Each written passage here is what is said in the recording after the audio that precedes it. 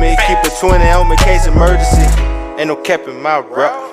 Real, I know it's the trap. More profit mean extra. Emerald white off full of pressure. That cereal milk smoking right. But that Obama rant some special. Kansas City, I'm a chief. Shout out to K5 on this one. Country thinking I was hustling. I always had it on me. Booming like OJ the juice. Till a nigga told on me. From now on it's relentless. Ain't no love, we ain't friendly. If she want me on him. No the law, she get the business. No the law, still the motto. Empire, me keep a 20 on me, case emergency. Ain't no cap in my rap. Real, I know it's the trap. More profit mean extra. Emerald white off full of pressure. That cereal milk smoking right. But that Obama rant some special. Kansas City, I'm a chief. Shout out to K5 on this one. Country thinking I was hustling. I always had it on me. Booming like OJ the juice. Till a nigga told on me. From now on it's relentless. Ain't no love, we ain't friendly. If she want me on him. No the law, she get the business. No the law, still the motto. Empire. Hello, welcome in. This is Birds and Feather Podcast with your boy Q City. Your boy Taj Bravado. Hey boy Heem from Big Who Gurus. All right, as y'all can see, we got a visitor in the building today. Heem at Big Hoop Gurus. I know you've seen him on TikTok. My man right here, certified ball knowledge. You know what I'm saying? Really appreciate you stopping through. We gonna get into what the Hawks are gonna do with this number one pick, right? So, like, just a quick recap: Hawks 3% chance to win that lottery. Came through, did what they were supposed to do. Hey, got a little Landry Fields love in there. Came through with the number one pick. Right now, we got a bunch of options sitting there. Right, we got a bunch of options. So we're gonna go through them a bit. Yeah.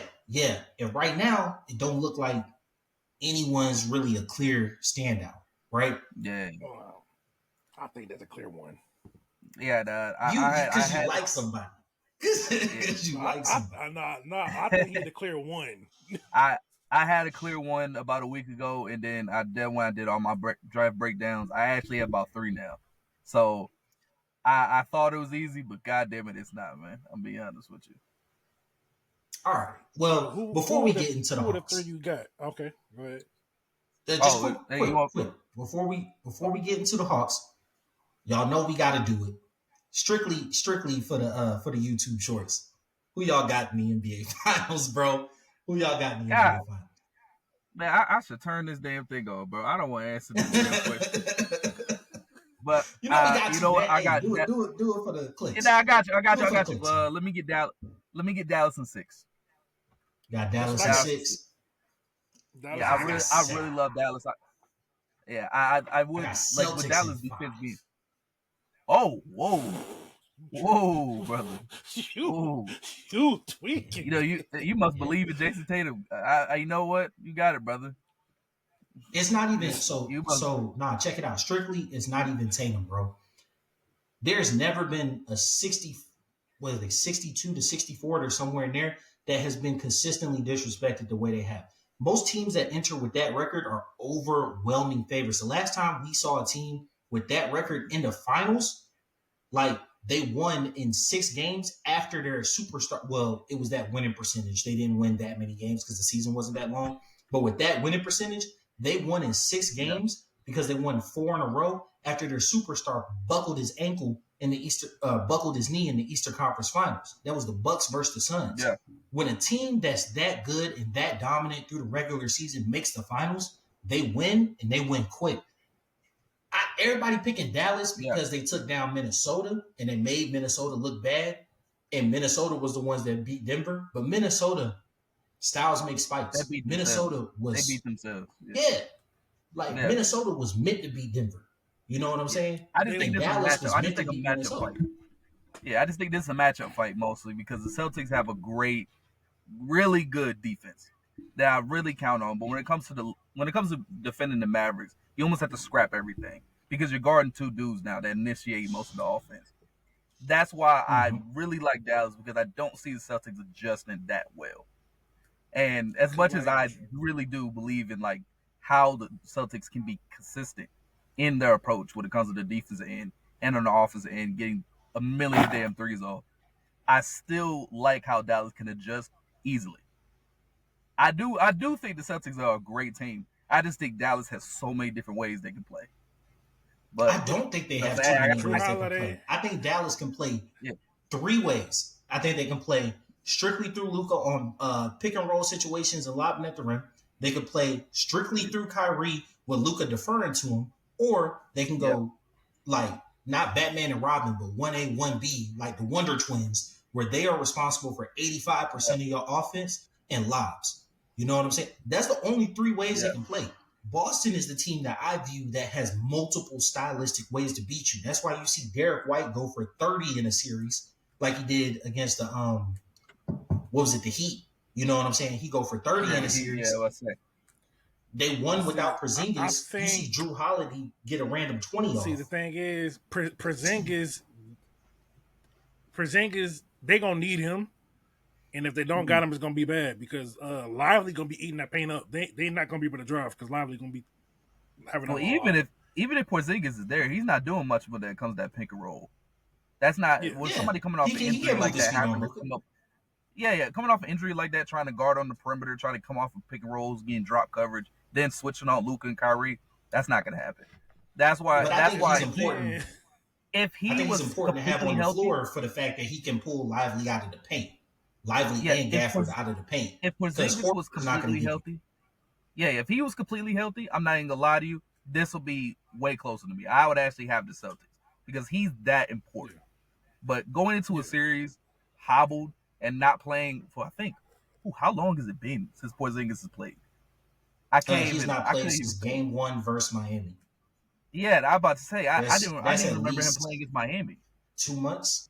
I, Yeah, that's at least 2 months. yeah, that's 2 months playing in NBA Finals games against Luka Doncic and Kyrie Irving. That's really tough. Yeah. That's a lot to Right. ask for. And then Drew Holiday already said that in the interview when they asked, so how do you stop Kyrie? He said, pray. Not facts.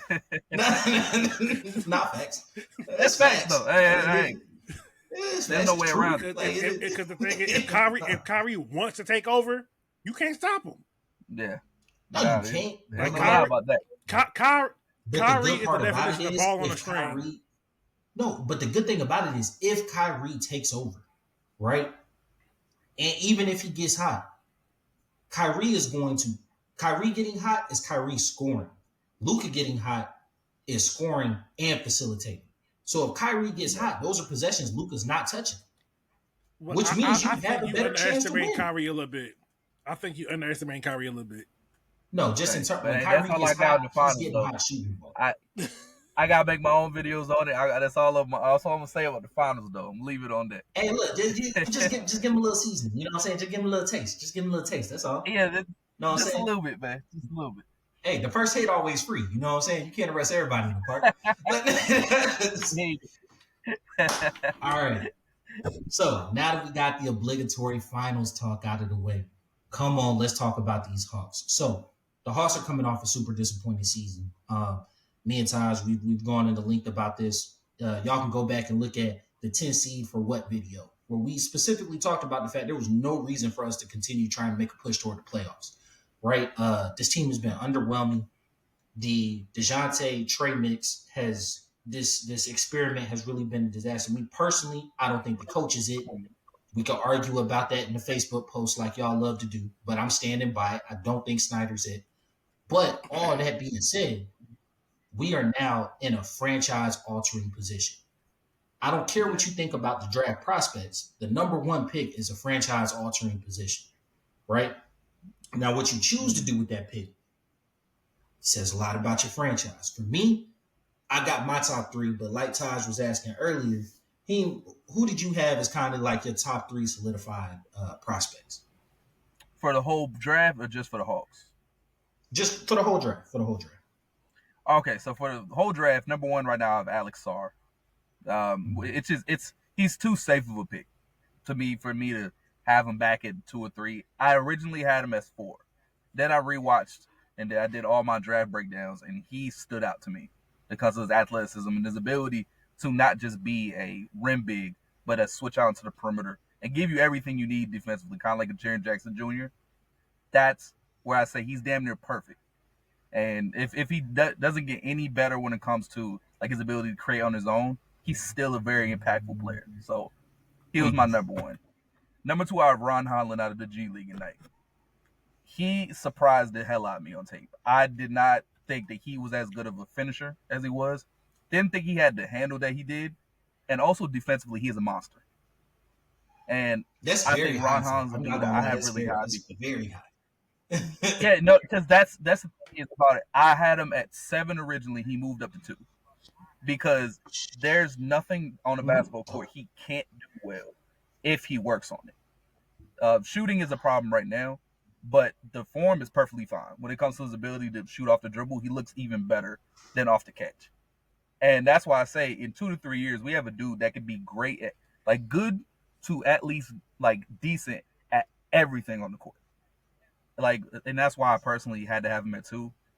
And number 3 was tough for me, but it's actually Stephon Castle out of UConn. Which wow, so that you one, like guards, man. I think. Look. That's the thing is that at first I had no guards at the top. That was my thing. I had the bigs. I had Zachary Shearer. I had everybody. I had nothing but the like taller wings up there. But then when you really look at these players, you take the time to really look at their games. Stephon Castle at 6'6" has an incredibly good one-on-one game if he gets his shot together. I see it all the time because his handles really good. He finishes really well in the paint. And defensively, he's amazing. And it goes along the same lines as Ron Holland that at his best, he's going to be good to great at almost everything on a basketball court. That to me is invaluable. If you can have a dude like that on your team, you're good to go. So that's my top 3. I'm not, I'm gonna reveal the rest of them throughout as we get closer to the draft, but that's my top 3 right now. All right, Taj, did you had a top 3 sitting? All right, so my top 3. One, Sar, he was my guy. Yeah. Everything he said, he gives you. He reminds me of Evan Mobley. There you go. Just he does things that people his size shouldn't be able to do in terms of defense. Mm-hmm. 2, I got the other French guy, Zachary. Is it Zachary Shearer? Yeah, I got Zachary. Yeah, I got him. Okay, I see that. Ready-made offense. I don't like the arm length, but yeah, I mean, yeah, lanky. I'm not a big fan of negative. Yeah, he's lanky as hell, but like his wingspan is negative, and I'm not really a fan of that. Yeah, but that could lead 6'9". to that could lead to a better shot. It may affect him defensively. I mean, but that could lead. Yeah, that's to what I'm talking about. Yeah. I mean, cause his shot. I think he's the best shooter. Well, one of the best shooters. Probably the best all around offense. And then my number 3, probably not the most popular, but it's Dillingham.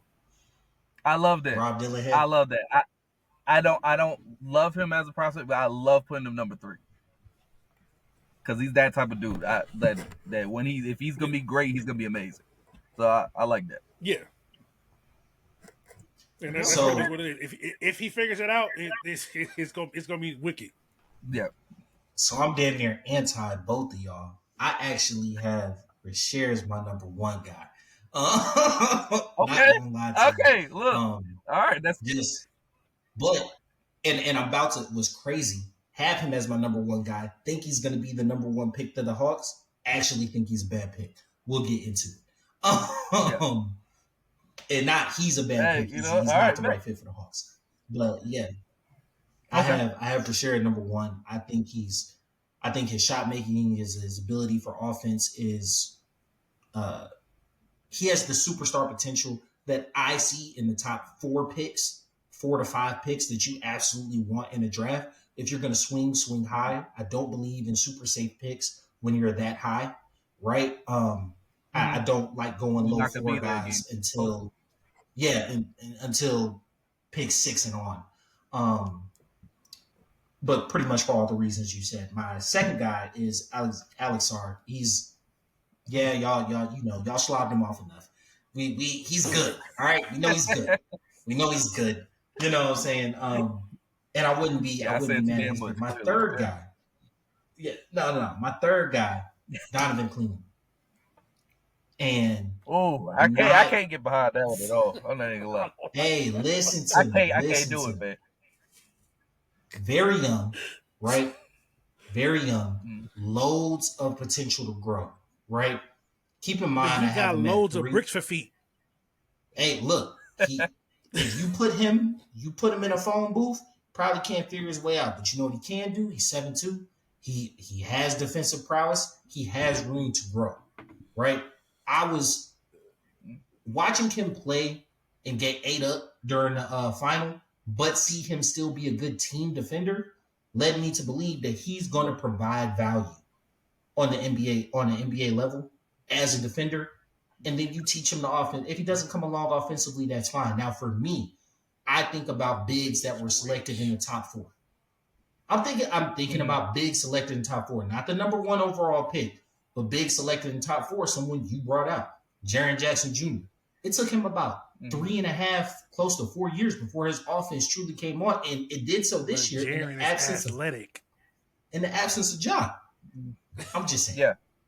When I see Cleveland, I would say I don't think you're going to draft him day 1 and run your offense through him, but I do think that if you already have solid pieces, he's an ad. I think I'd rather take Eddie over him. Yeah. Klingon I originally had at number 3. He was originally somebody I was very high on. And then I kind of went back and definitely looked at that March Madness run. And one of the things I noticed immediately is that he gets very, very uncomfortable the second his feet touch outside the elbow, which is something I didn't see the first time. Is that when you have players defensively that good, that look uncomfortable on the perimeter, teams see that. And as much as he's going to get more comfortable over time with that, I don't like that that's how he's starting off. That changed how I felt about him defensively a lot, because I thought he was going to be able to step out and be a great drop big. And I think when I see that, I see a lot of Rudy Gobert.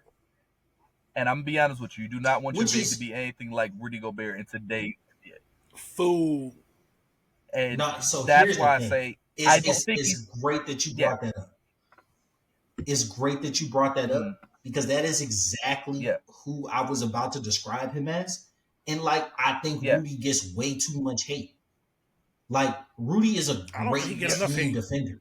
You got hater in your blood. You related to Kendrick for real. He's a hater. They say, I don't think he get enough hate. Boy, he leaned in. God.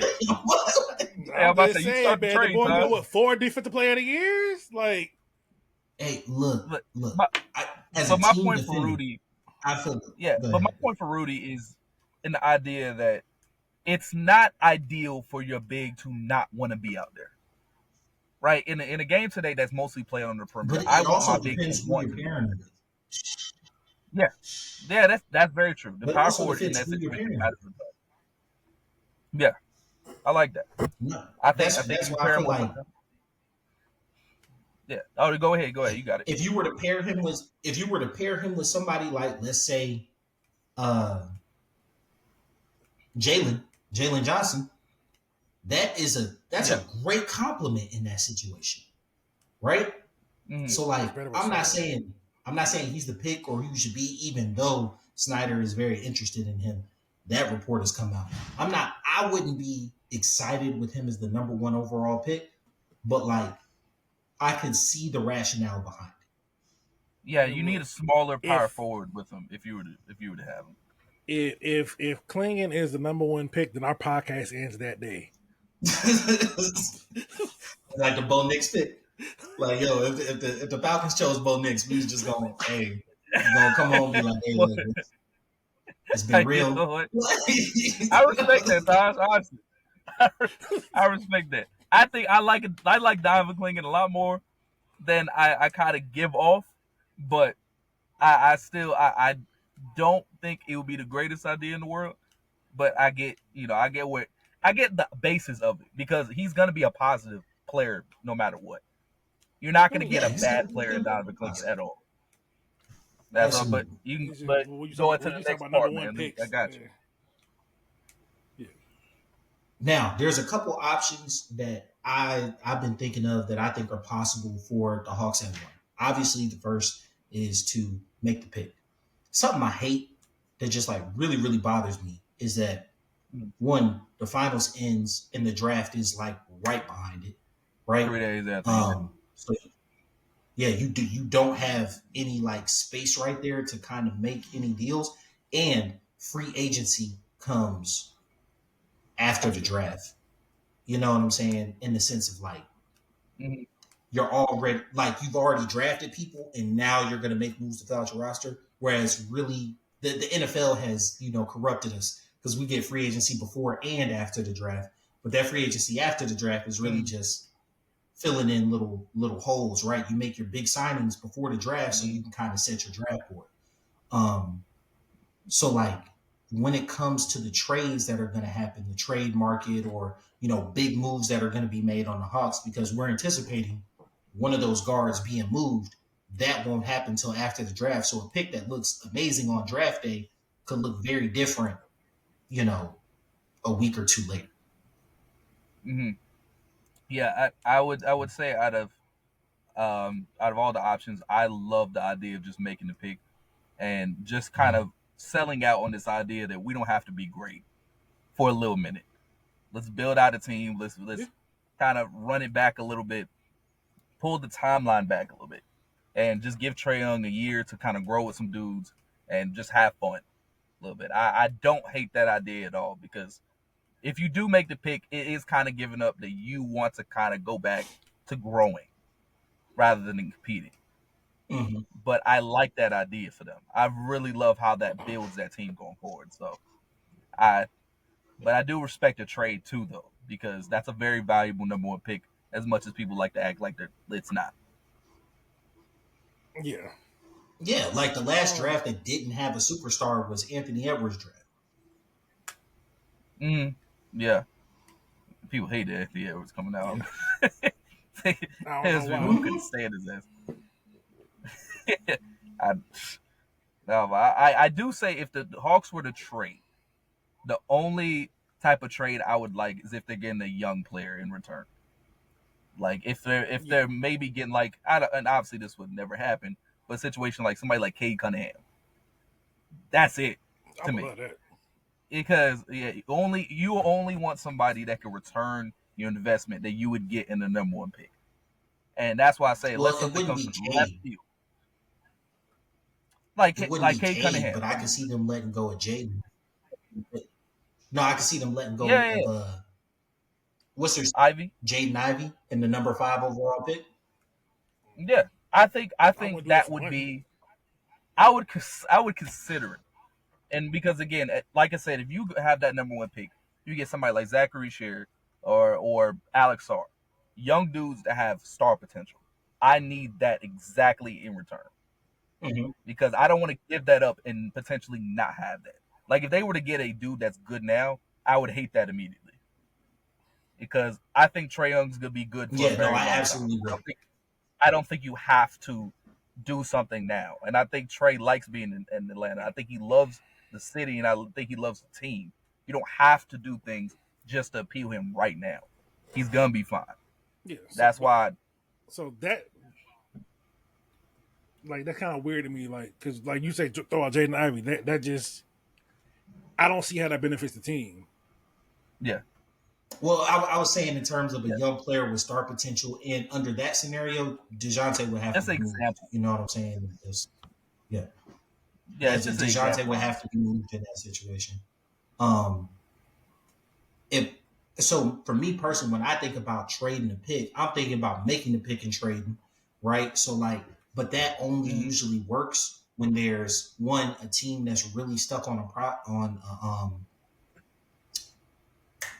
I was about to call them a process on a Prospect. Prospect. project on a prospect. There it goes. When a team's usually stuck on a prospect, or there's like an overwhelming majority guy that's number one. Now, if Alex Hmm. Sarr is that guy, it's very hard for you to make that pick and then trade him, and get a couple more Hmm. bites at the apple. But I honestly don't believe, based on how the team is currently structured, because I think Bogey's coming back.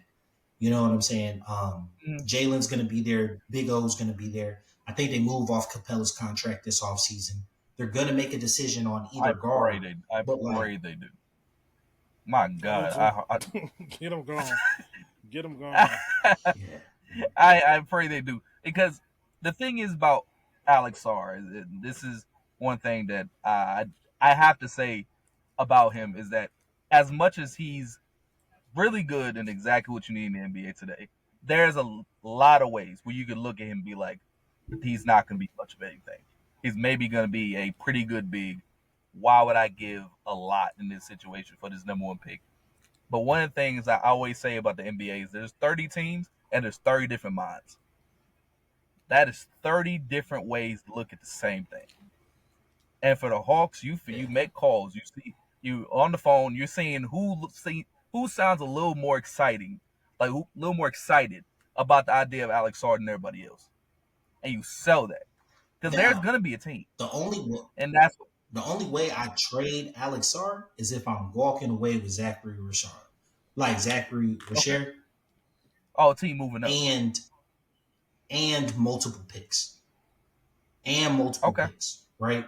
So Mm-hmm. like for me, when I think about Richard, I feel like he may fit on the team. He is not a good fit at number one, right? Because the Mm-hmm. role that you're going to need him to play is basically what you drafted AJ Griffin for, and then shoved him at the Yeah. end of the bench, right? His short arms Mm-hmm. defensively, and for someone who is a pretty decent athlete, he gets cooked a bit on defense. I'm not gonna lie to you. You know what I'm saying? Well, I'm it's not because sure if that's a want to, he's very a weak. little bit. That's the problem, is that because when you're trying to guard the ball while being so small, like, and being like again short arms and weak, people can just run through you, and that's his problem when you look on tape, is that a lot of times he'll be there and It's just get a moved out terrible the way. combination. Yeah, I Yeah, mean, that's a yeah, but he he's got a only really what strap bad, on. 18, really bad. Yeah, 19? boy, he can. Yeah, I mean, Yeah, like he's like he 18, you moves wouldn't his 19 feet expect him to well probably, be though. so ready. he's got to put some weight. Yeah, yeah. I get him, but he moves his feet well though. Like, he moves with the ball really nice. Like, he Yeah, does that at least. It's just that right now he's not gonna be a good defender because, again, he's just not big enough. But in due And time, so you're for me, hopefully, all the reasons that you benched AJ is the same yeah, reason if you draft him, you're not gonna want to play him. So yeah. And AJ's frame was way better coming out. That's the yes, crazy thing. yes. Like, he had a So really good frame coming out. my thing, my thing is you don't draft him at one. If you want him on the team, you draft him at 4, 5, 6. You know what I'm he ain't saying? gonna make it there. Do the do the Pistons fall? Do the Yeah, Pistons fall in love with Alex Sarr? And they just we gotta have him, right? there you go. Washington probably wouldn't make that move. San Antonio most likely wouldn't.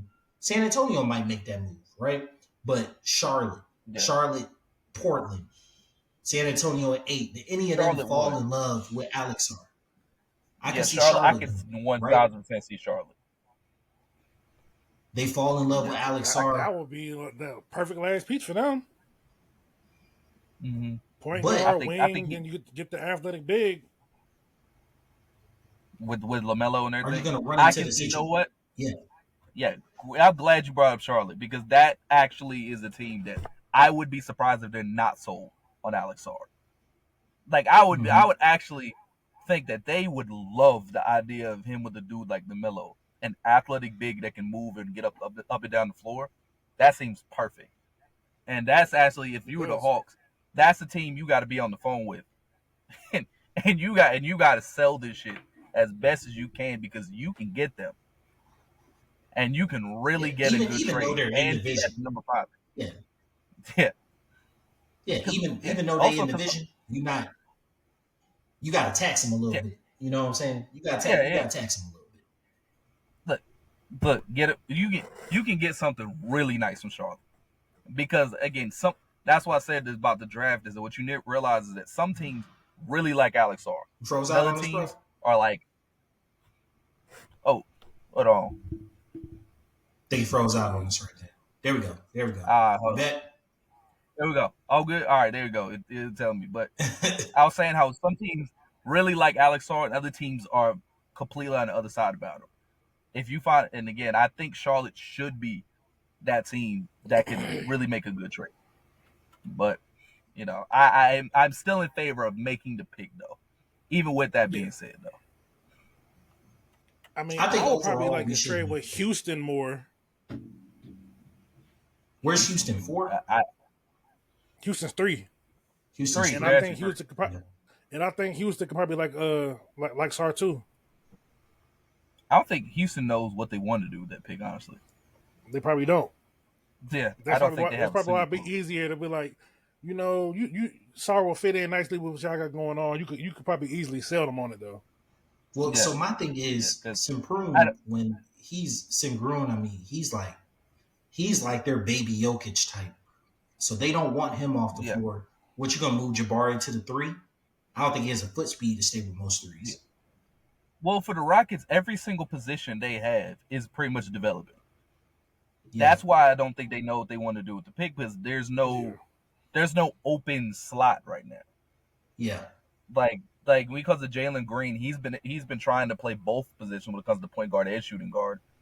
And in this draft, I have them getting a point guard, but I don't think they're exactly not sold on the idea of Jalen Green turning himself into a point guard. And then they got all these dudes developing in the wing areas, especially with Jabari Smith. And then you look at center and with Sengun, he's clearly a cornerstone piece. I don't know what they would do with the pick if it's not a point guard. I could see them moving Jalen to the point just because and kind of recreating what the Nuggets did, have an attacking point guard. You know what I'm saying? That kind of takes the scoring load, and then you're playing strictly out of the post with your big that could pass. I could see that. I could see that. Yeah, But in that case, on offense. yeah, in that case, I see you going for a wing. And they might be looking to move Now I'm Jabari. thinking more about that. They probably gonna get the point guard. They probably gonna get the point guard that tore his knee up. Oh, Topic? Yeah. Now think about it. I have a whole thing about him but we're gonna. I'm gonna keep it strictly Hawks, man. Well, holla at us because he might be the first pick. Yeah, I would pray for the love of God the Hawks don't even remotely consider it. That's all I'm saying. If it's on the board, if it's on the board, I'm not even gonna lie for the Hawks. I would fire everybody, but I let it have it though. You know what I'm saying? Because Topic as a shooting guard would be the worst idea in the world. Tell you right now. He is a point guard only. And Trae Young, and I'm not taking the ball out of Trae Young's hands a day of my life. So, not because he's bad, but the fit would be terrible. Like, absolutely terrible. The fit would be terrible. Hey, it would be a terrible fit. And I only have, But, I only have him going to a few teams. That's what I was thinking about for sure. Yeah. Oh, actually, who y'all got for the number one? Who's y'all number one for the Hawks right now? If we're all me is SAR. Okay, SAR. I'm SAR on this side. I actually think Rashir's going to be the pick, but I think SAR should be the pick, even though I have Rashir right high.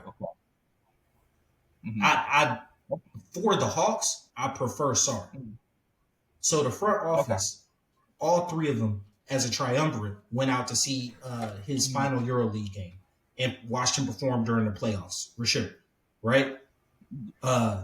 They've only sent the GM and Landry have been the only guys to go see SAR play any games, right? And then their season wrapped up.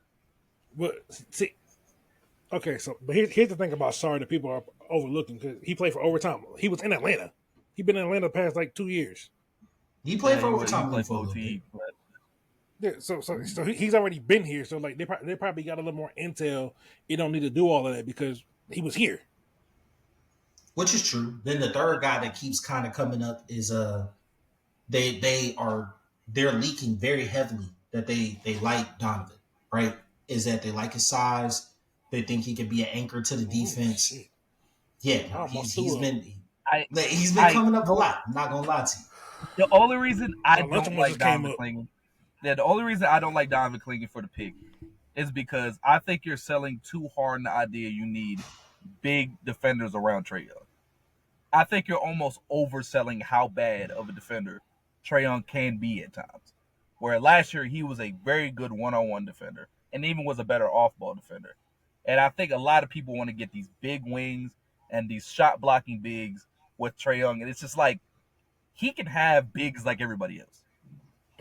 Like the problem with he's not a Yeah. bad defender per se. It's the schemes he's in with the Hawks. The Hawks are not good No. when it comes to scheming defense. That's why when you had I McMillan, agree. that's why they had so much success. Because McMillan can make a defense. His problem is he couldn't make an offense consistently that didn't involve Trae Young having the ball 90% of the game. And that's why I don't want to oversell on defense. Because at the end of the day, unless you have a coach that can scheme one, I don't like it at all. And as much as I don't like Quinn, I got to give that he can make a good offense. And give him defensive pieces. He can make a passable offense. He can make a passable offense. He's been attached to some good offenses, but I think that's even more the reason why Sarr needs to be the pick, because like Sarr gives you effortless defense. Like he could work in damn near any scheme. Then he has a lot of offensive upside. Sarr gives Quinn Snyder the way he really wants to play basketball, which Quinn Snyder is a 5-out, like 3-point shooting big type coach. He wants to have 5 dudes that can shoot the ball. And all his time since Utah, he's literally had these centers that can only be in the paint, that are being used in rolling situations. I feel like if he gets Sarr, that is exactly what he needs. And that's exactly when Quinn Snyder can be exactly what he's always wanted to be. And that's why, to me, Sarr, I think he's gonna be amazing defense. Like Tosh said, he can fit anywhere. You don't have to put him in a position. But offensively is where I really think he makes everything really good. He smooths everything out to me when it comes to that 5 position. Because giving Trae Young somebody like Clint Capella, who's really a role big that you can't really dump it down to consistently in any way possible, from a dude that he can pop with, that can stretch the floor, that can do the same lobs, but also can run up and down with them, that changes the game for him. Like that makes the game so much fast break too, because a player like Sarr could even take it coast to coast. He can grab it off the board and take it all the way down. There ain't no center I can see that could do that in this draft. I was watching. Okay. Oh, no, you got it, brother. No, I was watching the Paul George podcast. He was talking about Sarr. He said Sarr, when he watches him, he sees a lot of Giannis. Oh wow! And yeah, I can kind of see it a little though. That's a little ambitious. Not a 1-for-1. Yeah, Sarr doesn't have the frame that Giannis had coming out. Where Giannis was skinny, but he had big shoulders. And that's always how it works. Yeah. Dudes with big shoulders always are going to gain muscle. Sarr doesn't really have big shoulders. He's always going to be kind of skinny. I think he's going to be kind of built more or less like Jaren now. Or Jaren's a big dude, but he's not like solid like Giannis. That's why I'm kind of in between. That's fair. That's why I don't like Giannis, the Giannis comp, but I love the praise though, because I think he deserves it. But I do like the idea of calling him a Giannis type dude, but I don't know, man. I can't. When I think of comps out of these first couple guys, when I think of comps, I do think of Mobley. When I think of Sarr. That's the one that first comes to mind for me. I think of Gobert, a shorter Gobert. When I think of Clingan, Dillingham, I think of. They're the same height, ain't they? Nah. Gobert is like 7'2". Is he not? I thought Gobert was 7'4". No, not 4. He's up there though. 2. Yeah, I think I think he's 7'2". He's taller than 7 feet though. He's 7'2". But Yeah, he's taller than He's 7'2". above But 7. he like So 7'2". if they're the same size, and then like Rasher, which is hear me out when I say this, because like I promise I'm not being slanderous when I say this, bro. When I think about his whole offensive package, how he's going to coming in be slightly liability on defense and may grow to get a little better. I see him as like a KCP, bro. Like I feel like 3 years from now you'll look at him like KCP. That don't make You that's know not what? making sense to me right there. No. Actually, no. There is a world where that happens. Yes, that can very well happen, Zach Richard. And that's why That's I what a don't lot want of to pick people him are at one. understanding. That's Yeah, why you have like, a really I good think he idea could be because go ahead. yeah, no, you have a really good idea here because his handle is not there at all. And his handle, he has flashes of it, but he doesn't look comfortable handling the ball at all. And that's why I can see as his career goes, he just never develops that. And then he ends up being like a KCP type. I can easily see that. Yeah. And I think people are picking him thinking he's going to be more Bradley Bealish in the sense of like, not like Bradley Beal, but Bradley Bealish in the sense of like, he can turn up and end up being a volume scorer that doesn't have to be the primary ball handler on a decent team. And I don't think he's ever going to get there. I think he's going to be a tertiary role player on very, very good teams because of his ability to shoot. Like his ability to shoot and space the floor. Yeah. And like, if very early in his career, he's 18 right now, he can get played off the floor defensively, right? KCP, when he first came in, was getting, people forget now because he's like a very serviceable defender. He was getting dogged. You feel my second team is the Pistons, right? I know it's the same conference, but I started like the first time I really connected with basketball was watching Ben Wallace, Chauncey Billups beat the Lakers. So my second team is the Pistons. So I remember KCP getting drafted, right? And he was from Georgia. Remember him playing. KCP used to get ISO. ISO. I got food on me. You know what I'm saying? Like KCP used to get targeted. he used to get targeted, bro. And like I see a lot of that when I see him. When I see Rasher right That's why I say right. And that's why I have Rasher at 5 for me. That's mostly why I can't put him in that top echelon to me because Ron Holland to me. But I can see people falling in love with the potential. Oh yeah. I think the problem with international prospects, I've said in general, is that a lot of people oversell. There was one other guy that I think was a dark horse. I had him. Malas Buzelis. I'm probably saying his name wrong. The 6'9" Matias. Yeah. Yeah. Y'all see me? They said his comp is Hedo Turkoglu. I'm not gonna lie. I ain't look at him too much. Did y'all have anything y'all heard from him? Because apparently his name popped in the circle a couple times as well. I mean, I liked him from what I've seen, but I don't really know much about him. Yeah, you're back. You're back. Okay. And you said Montes? Yeah. Buzelis? Oh wow. Yeah, I'm gonna be honest with you. No, I was just saying his name has popped up a couple times.